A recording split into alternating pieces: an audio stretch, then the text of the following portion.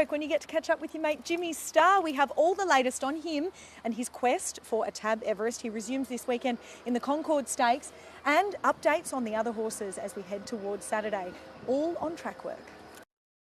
Well, James, let's start with your two that had the exhibition gallop yesterday. So obviously Queen of Clubs and NCAP. We were chatting off camera. NCAP's such an interesting horse. He only sort of does what he has to do, but when he's asked, he finds. Yeah, he's a good worker, but he only will really do what you sort of make him do. And sort of funny yesterday, at one point, it looks like the filly was going past him, but when Nash asked for an extra effort, he had his head in front on the line. And Nash and James are both very complimentary about the horses, and both said it's sort of as good a piece of work as you'd get, which is very exciting going into the spring. So coming out of that, we see NCAP, he's been dodging the wet tracks, obviously. Where will he go officially? Yes, he's going to go to the Theo Marks. Obviously, we've been just waiting, scratch from wet tracks, but now we're finally getting at dry tracks. It's great. Obviously, the weather looks to have completely changed, and then she'll go to the 1400 in 2 weeks' time, so she'll be 4 weeks between runs, but with that nice solid gallop under her belt, she'll be ready to go there. And she obviously didn't enjoy that ground last time out. No, but actually did a remarkable job considering, you know, she was hating it the whole way and the 1200 was too short for her, but picked up very well to the line. So you've got to think dry track 1400 should be very hard to beat next start. I've loved watching her progression from the very early 2-year-old trials to seeing her now on the way that she's furnished. She's obviously an exciting filly for the future, and she gave you that feel from early days too. Yeah, she's always been an exceptional workhorse. Like Gary has had a very, very high opinion of her from the get-go. It just took till a little bit later in her 2-year-old year to really show that on the track when we got her out in trip, but she's always been an electric workhorse, and Gary's had her as top seed probably from day one.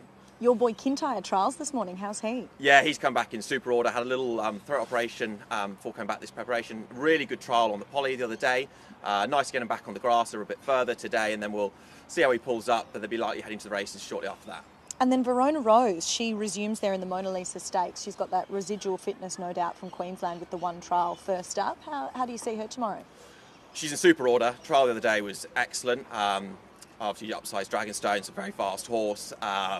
Pretty disappointed to see her draw so poorly. It's going to be certainly hard going to be the widest gate, whichever happens with scratchings. But she's going well. Just want to see her hit the line strongly, then we can build a preparation from there. Post-Queensland, did she have her break up there? Did she have a bit of sun on her back? Yeah, she had a break up there for a month, which was really good, and then brought her back down here, and she hasn't put a foot wrong since. She looks great. She's ready to go. It's just a shame to see her draw so wide. Rob, you have a strong hand this weekend, particularly with the 3-year-old fillies. Very much looking forward to seeing a couple of them. One of those is Next Gen, who I know has an interesting backstory with a young group of owners, and Annabelle always spoke really highly of. How's she? Yeah, she's in great order. Trials have been excellent. Yeah, she's very interesting. She's got an ownership group all under 35, so they're very excited. Yeah, it's a strong starting point for her for the prep, but we've been happy with her, and she's much stronger this time in, and yeah, certainly expected to run well. I heard Annabelle this week as well mention that she was really pleased with how Tupakara had come back and that she's furnished. Yeah, exactly. Same again, much stronger.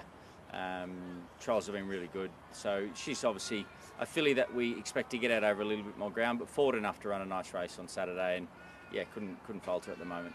And Kujenga, who ran third in the stakes race at Eagle Farm behind Autumn Boy, that form certainly looks to be the form to follow. Yeah, and she's just coming in off the one trial, but she was trialled really well at Hawkesbury.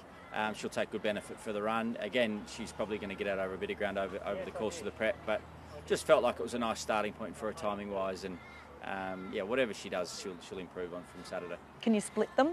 Hard to. Obviously, Tupakara's got probably the form on the board, third in the Champagne over the mile. Look, they're all in good order. They're all, you know, drawn well enough. So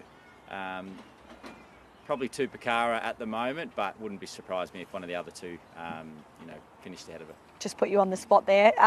Concorde, Ostraka we see as well off the one trial, but obviously with a bit of residual coming out of Scone when he ran in the Hortensia. Yeah, exactly. He's good. Trial's excellent. He's sort of ran well off one trial before, and he's nice and fresh, and the 1,000 metres, you know, again, should be a nice starting point. And just looking forward to seeing him back. He sort of mixed his form a little bit last preparation, so just trying to get a bit of consistency with him, and yeah, we're happy with him leading in.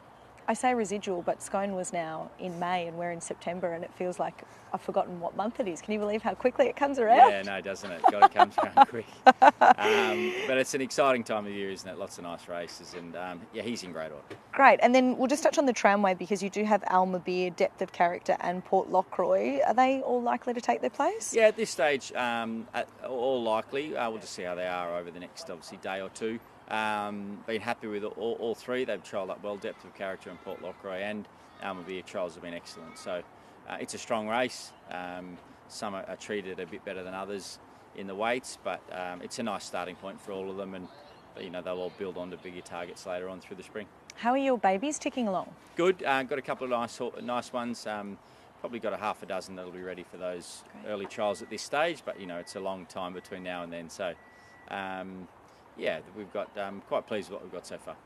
Well, Ash, I just had to ask you about Private Harry. What feel has he given you this time in his couple of trials back? Yeah, he's come back a lot better than I thought for his Galaxy prep. He's a lot stronger, he's a lot bigger. His 2 trials have been really good. I haven't really asked him to do a whole lot, but he works himself, and he's come back really good, delight with him. And he'll head to Wyong tomorrow for an exhibition gallop. Nate was saying the other day he's pretty quiet at home, and then he can be a bit of a lad when he gets out. Yeah, that's right. At home he's pretty casual, so you don't really get a good guide on him, and can't really get a whole lot of work on him. So I thought a good idea was to take it to Wyong, get his blood pumping a little bit, and let him do a bit more. So yeah, he'll probably just be one of the last finishing touches before the shorts, but he's in good order.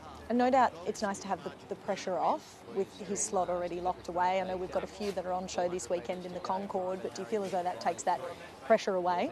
Yeah, well, I think it just gives us a chance to prep him for the race. Already know we don't need to prove anything to get him in, and we can just plan him, map him as we want. So that 2 runs into it. He got better through his prep the last time, so I'm sure he will this time. And you and I were just chatting off camera. Does he feel physically when you sit on him like he's a much stronger horse now? For sure. Like, he was always a big, strong horse, but he came back the first time I sat him. I couldn't believe how wide his neck was in front of me. So he's come back. He's done physically well, as we hoped he would. So it's good signs. Well, Zac, you must be pretty excited to get on some good horses this weekend. We'll start with Linebacker. He's been trialling well. He's obviously a Group 1 winner for you. How is he? Has he given you a good feel? Yeah, fantastic. He's come back really well. Much more mature, and as you've seen, his last preparation, the steps he took from obviously being a colt and then first preparation as a gelding, he got that Group 1 on the board, which is good to see, and I think he's taken another step forward, which is good. So he'll take good benefit from the weekend. I must say, I'd be surprised if he won, but he's ticking over very nicely and ready to build to his target races. Did you see much of a change in him once he was gelded? He was always cheeky, but he was never malicious in anything that he did. He just had that colt behaviour, didn't he? No, yeah, exactly. He was sort of just playing around, very energetic when he was a colt. But as you say, it was never bad intentions, and I think mentally now he's just much more calm. He doesn't have that playfulness in him anymore, so he's all business. And then Headwall, another exciting one that you'll be aboard. You'd imagine that he'll be on show for an Everest there over 1,000. Yeah, he's probably different on Linebacker. He's ready to go. Obviously 1,000 metres he's a specialist at, but he's much stronger this prep, and he's much sharper. He's jumping really well on his trials, which is probably going to help him race day. Got a lovely barrier, which will help, and hopefully he can race well, and he should be right in the finish, if not winning. So very excited to ride him, and if all goes well, we should be there on the big day. Well, Dill, I thought I'd have a chat with you and see how you're feeling after the weekend. Obviously, what happened with Tyreek on Saturday, and we were saying that you never want to see it happen, particularly to a horse with that sort of progression, and he was such a lovely, lovely type. Yeah, exactly. Look, when you work with them long enough, you don't want to see it happen to any of them, but especially a horse of his nature, he was the kindest thing ever, and he seemed like a little pet. So my heart breaks for the stable and the connections, but hopefully they can eventually get over it and move on. But yeah, sad day for everyone. Yeah, it certainly was. We send our thoughts to them. How are you feeling? Yeah, I got pretty lucky. I just had a bit of bruising come up on the inside of my arm, so all things considered now, I'm very, very lucky to really only have him collect me on his way over the top of me. So thankfully I was able to get straight back into the races the next day and quickly resume things back to normal, because didn't really want to sit around and think about that too long. And you came out and rode a winner on Sunday, of course. I have seen you bruise. It's decent though, so it obviously you'd be feeling it. Yeah, it's tender to touch, but the key thing was all the positions I'm in riding, I can't feel it. So thankfully the only pain I got to deal with is when I'm not on a horse. So I can still go out there, do my job, and thankfully, like you said, Sunday I was able to get 2 winners and one on a nice horse for Bjorn Baker and What a Legacy. So definitely something there to work on. And you did have a long time off the scene as well with another injury, so no doubt you'll be excited to get back for the spring, and you've got a couple of nice rides this weekend. We'll just touch on Cleveland and Adelaide River going forward. Not sure exactly where they'll start at this stage, but both exciting prospects. Yeah, exactly. They're both due and on, but obviously the Lloyd Williams camp, they purchased these horses to take on our better races and mainly our Cups races. So Cleveland, I'm pretty sure he's on a Melbourne Cup path if he gets there, so it'll be exciting to see what he can do when he steps out. And Adelaide River, he probably brings more stronger form lines than, so to speak, a Cleveland. So he may not reach 2,400 or 3,200, I'm not sure, but if we can get him to near his best, he's got form lines around Augusta Rodan, so everything's there for him. Just hopefully now he's had that spell and acclimatised, whether he runs here or Melbourne. If we can get him near his best, he's a very exciting horse. And on your spring as well, you've got some support with the good stables, so no doubt it's nice to have that behind you. Yeah, exactly. I was fortunate enough to be going riding a bit of work for the O'Shea camp and Hawks camp, and they've thrown me some really good opportunities, and we've been fortunate enough to get some winners. So my weight's good, got a foot in the door with the right stables, so nothing set out yet to really look forward to, but just excited to see what opportunities come up each week.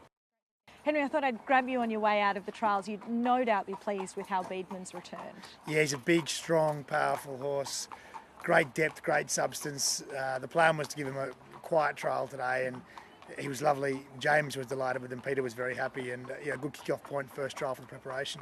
And you'll wait another couple of weeks, another trial, and then what's plans after that? So he'll have a second trial in 2 weeks, and then go to the Heritage Stakes first up, and then that'll be the fork in the road, which way we go. So whether he stays in Sydney or goes to Melbourne, we'll just see how he comes back. But certainly the Heritage Stakes will be his kick-off point. But he's a beautiful horse. He's come back in great order. Had a nice long break after his Brisbane performance and Brisbane Carnival, and he really couldn't be more pleased with him. And James, no doubt, I saw you chatting to him, would have been pleased with how he felt. He really was happy with him. Like, he's a horse that the plan was to give him a nice quiet one today, and that's what he did. But he had plenty of horse underneath him and a fast run trial, and no, it was good. It's good, like, you never want to get ahead of yourself, but it's a good kick-off point, and looking forward to a good spring with him for sure. No doubt there'll be lots of eyes on him from that trial. I wanted to ask you about the 2-year-old trials that we see coming up. They're only a few weeks away, and I snuck out to the jump outs last week, and a name on everyone's lips was Stay Inside. First season sire, of course, for Newgate. Are you hearing good things? Yeah, we sure are. I mean, he's a Golden Slipper winner by Extreme Choice, and there's plenty of them around, so